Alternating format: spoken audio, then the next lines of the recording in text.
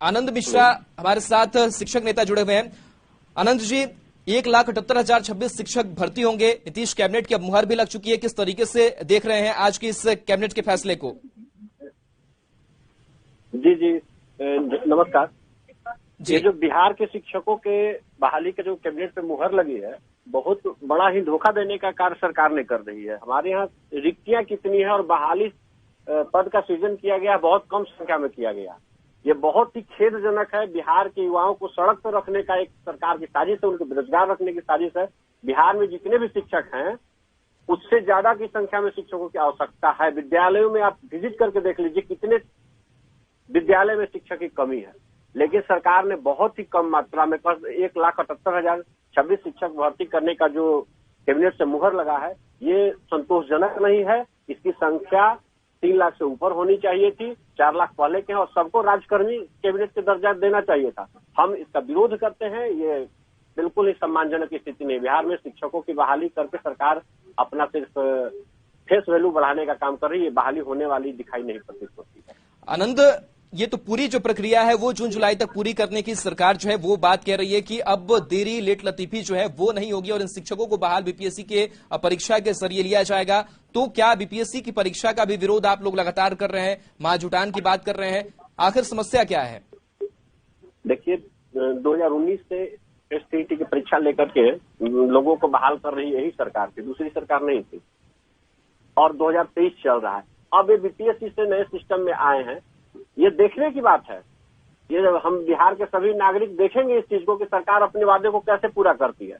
मुझे तो नहीं भरोसा हो रहा है सरकार के एक भी वादे पे। सरकार ने हमेशा शिक्षा के साथ खिलवाड़ किया है। जब भी पुरानी चीजों को पूरा करने की बात आती है, अगर इस बहाली से होने वाला सब कुछ है तो हमारी बहनों का स्थानांतरण कब होगा?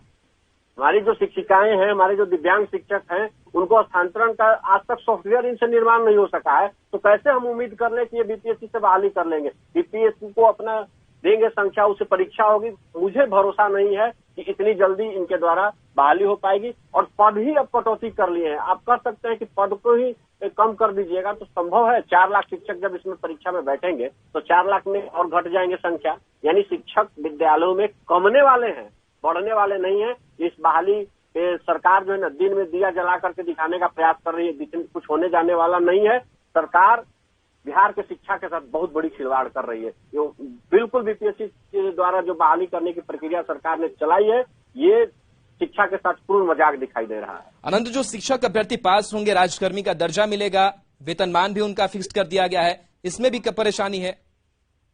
बिल्कुल, ये जो वेतनमान सरकार ने फिक्स किया है, बीपीएससी से बहाल लोगों का स्टैंडर्ड है क्या?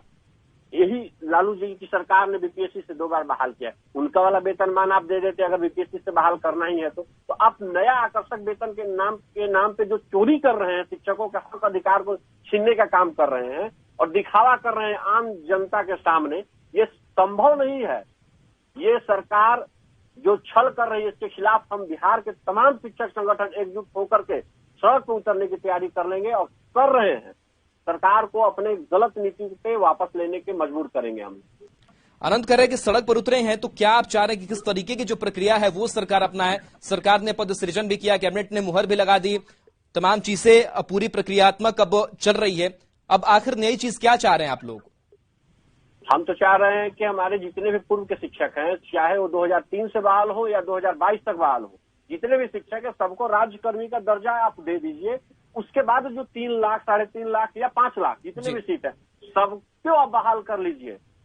परीक्षा लेकर के बहाल करना है कर लीजिए, आपको जिस तरीके का प्रतियोगिता करवाना है कर लीजिए। हम परीक्षा से पीछे हटने वाले नहीं है, लेकिन आप सम्मान के साथ उन खिलवाड़ न करें। और ये शिक्षकों के साथ जो साजिश हो रही है, 4 लाख शिक्षक पूर्व से कार्यरत थे, उनको भी अवसर दिया जाएगा इस सीट में।